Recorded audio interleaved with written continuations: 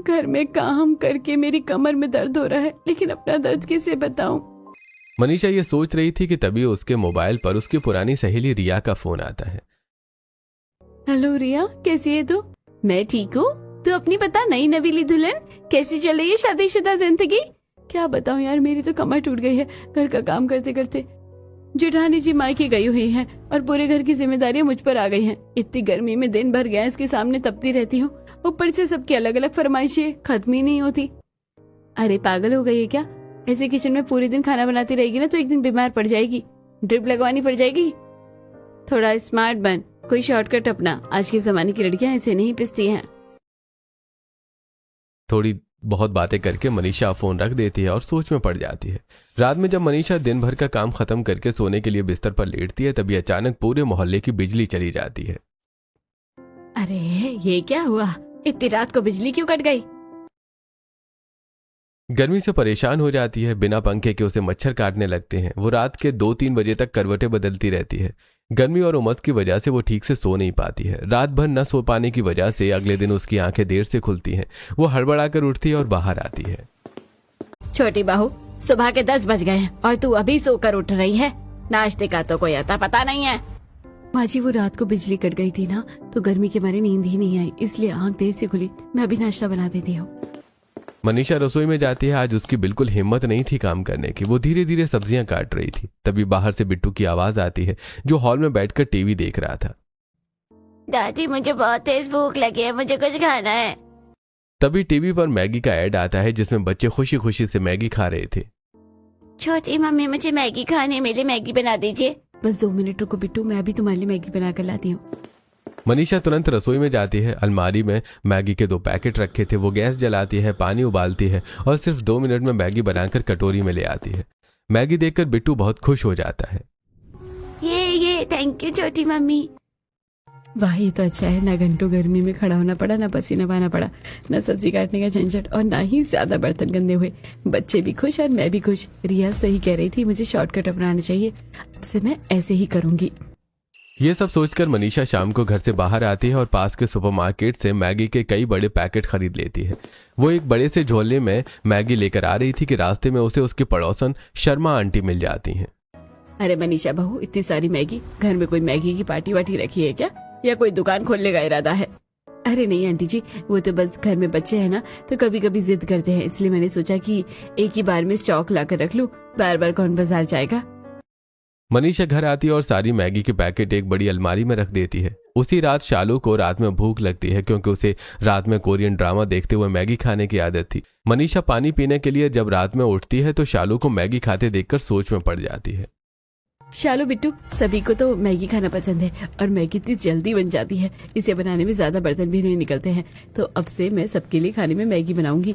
ऐसे मुझे गर्मी में रसोई में काम भी नहीं करना पड़ेगा। ये सब सोचकर मनीषा अपने कमरे में जाकर सो जाती है। अगले दिन सुबह सब लोग डाइनिंग टेबल पर नाश्ते के लिए बैठते हैं। तब मनीषा एक बहुत बड़ा कांच का कटोरा लेकर बाहर आती है, जिसमें से भाप निकल रही थी। आज मैंने आप सबके लिए बिल्कुल एक नई डिश बनाई है, स्पेशल टमाटो मैगी। हे भगवान, सुबह सुबह खाली पेट मैं देखी मैगी। बहू, हमारी उम्र हो गई है, हमारा पेट अब ये सब हजम नहीं कर सकता। हमसे ये मैगी वैगी नहीं खाई जाएगी, तो हमारे लिए 2 रोटी और दाल बना दे। माँ, भाभी ने काफी टेस्टी मैगी बनाई है, मुझसे भी अच्छी, आज के लिए खा लो ना। शालू की बात मानकर कमला और मोहन मैगी खा लेते हैं। सबको मैगी खाता देखकर मनीषा खुश हो जाती है। चलो अच्छा है, सब लोग मैगी खा रहे हैं, मैंने मैगी बनाकर ही खिलाऊंगी। मनीषा दोपहर में भी मैगी बनाती है।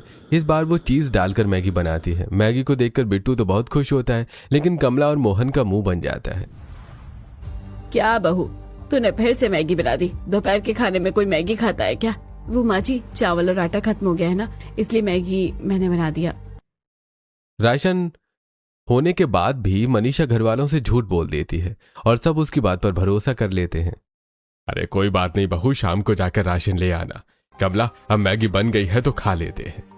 दोपहर में भी कमला मन मारकर मैगी खा लेती है। मैगी खाने की वजह से किसी का भी पेट ठीक से भरा नहीं था। रात में कमला सोचती है, सुबह से मैगी खाकर मैं तंग आ गई हूँ, ऊपर से मैगी से पेट भी नहीं भरता, रात को तो रोटी खाने को मिलेगी। ये सोचकर कमला खाना खाने के लिए डाइनिंग टेबल पर जाती है तो देखती है कि मनीषा ने फिर से मैगी बना दी है। मनीषा, तेरा दिमाग खराब हो गया है क्या? तू खाने के नाम पर सिर्फ मैगी क्यों बना रही है? हाँ बहू, हम लोग दिन भर से मैगी खा रहे हैं, तूने रोटी सब्जी की जगह मैगी क्यों बनाई है? कमला और मोहन की बात सुनकर मनीषा गुस्सा हो जाती है। माँ जी, पापा जी, आप लोगों को मेरी कोई फिक्र ही नहीं है। बाहर टेम्परेचर 46 डिग्री पहुंच गया है, किचन भट्टी की तरह तपता है, गैस के सामने खड़े खड़े मेरी हालत खराब हो जाती है। मुझसे नहीं बनेगी इतनी गर्मी में रोज रोज रोटी सब्जी दाल। आप लोगों को मैगी खाना है तो खाइए, मैं इतनी गर्मी में खाना नहीं बनाऊंगी। मनीषा की बातें सुनकर सब हैरान हो जाते हैं। घर का माहौल खराब ना हो इसीलिए मोहन और कमला मनीषा से ज्यादा बहस नहीं करते हैं, लेकिन मनीषा अब अपनी मनमानी करने लगी थी। वो खाने के नाम पर अपने ससुराल वालों को मैगी बनाकर देती, कभी वेजिटेबल मैगी तो कभी एग मैगी। रोज रोज मैगी खा खाकर सब परेशान हो चुके थे। राहुल का पेट खराब रहने लगा था। एक दिन ऑफिस से आने के बाद, माँ आप मनीषा को कुछ कहो ना, मैगी खा खाकर मेरी तबीयत खराब हो गई है। राहुल की बात सुनकर कमला को गुस्सा आता है। वो चुपके से रसोई में जाती है और अलमारी से मैगी निकालती है। जब तक ये मैगी इस घर में रहेगी, बहू कुछ और नहीं बनाएगी। इसका इलाज तो मुझे ही करना पड़ेगा। वो सारी मैगी के पैकेट एक थैले में भरती है और उन्हें ले जाकर पुराने स्टोर रूम में रख देती है। बहू, रात हो गई है, पेट में चूहे कूद रहे हैं, खाना कब मिलेगा? जी माँ जी, बस 2 मिनट में मैगी लाती हूँ। मनीषा रसोई में जाती है। वो मैगी निकालने के लिए अलमारी खोलती है और उसकी आंखें फटी की फटी रह जाती हैं। पूरा डिब्बा और अलमारी बिल्कुल खाली थी।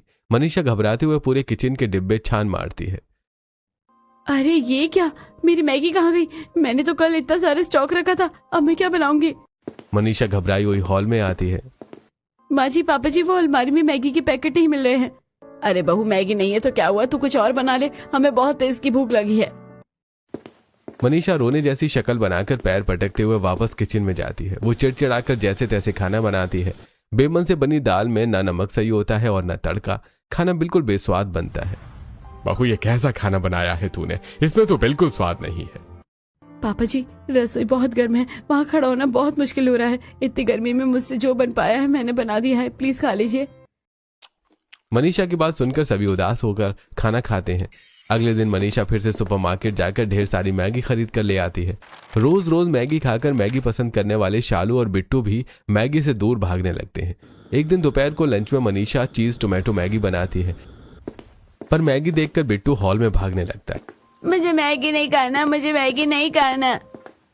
मनीषा बिट्टू को मैगी खिलाने के लिए उसके पीछे भाग रही थी कि तभी दरवाजे की घंटी बजती है। शालू जाकर दरवाजा खोलती है तो सामने मीरा अपने बैग के साथ खड़ी है।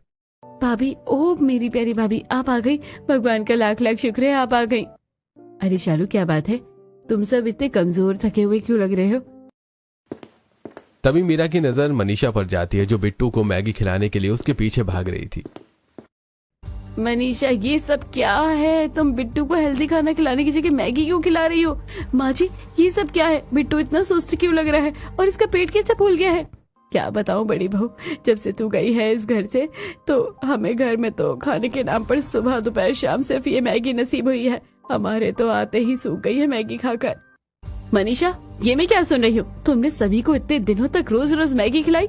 तुम्हें पता भी है रोज रोज मैदा खाने से पेट और लीवर का क्या हाल होता है? तूने मेरे छोटे से बच्चे की सेहत खराब कर दी।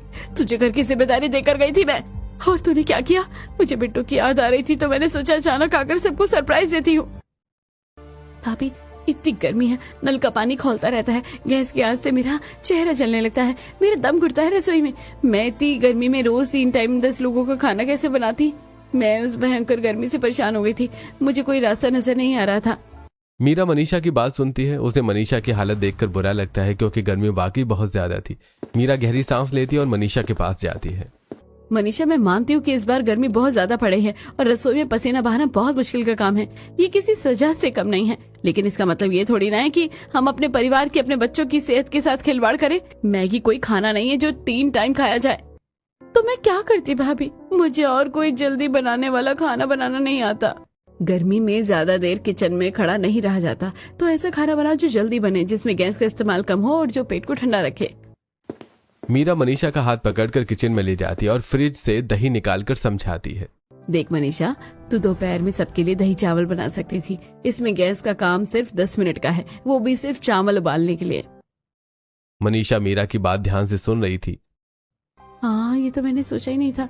रात को भारी खाने की बजाय हल्की मूंग की दाल की खिचड़ी बना देती, जो कुकर में 15 मिनट में बन जाती है। नाश्ते में सत्तू का शरबत पिलाती सबको। इससे गर्मी भी कम लगती है, पेट भी सही रहता है।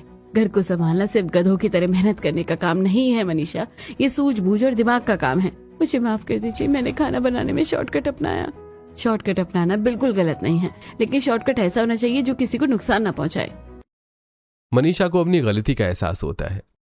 मुझे सच में माफ कर दीजिए भाभी, मुझसे बहुत बड़ी गलती हो गई है। मैं अपनी सहूलियत और आलस के चक्कर में परिवार की सेहत भूल गई। मुझे मैगी ही आसान रास्ता लगा। अब मैं आपकी बताई हर बात ध्यान रखूंगी। कमला भी रसोई में आ जाती है। वो मुस्कुराकर मनीषा के सिर पर प्यार से हाथ फेरती है। कोई बात नहीं मेरी बच्ची, इंसान अपनी गलतियों से ही सीखता है। अब तू समझ गई है ना, बस यही काफी है। आगे से बस ध्यान रखना। मनीषा को अपनी गलती का एहसास हो जाता है। वो खाने के नाम पर मैगी बनाना बंद कर देती है और मीरा के बताए तरीके से बढ़ती गर्मी में अपने परिवार वालों के लिए अलग अलग तरह का खाना बनाती है।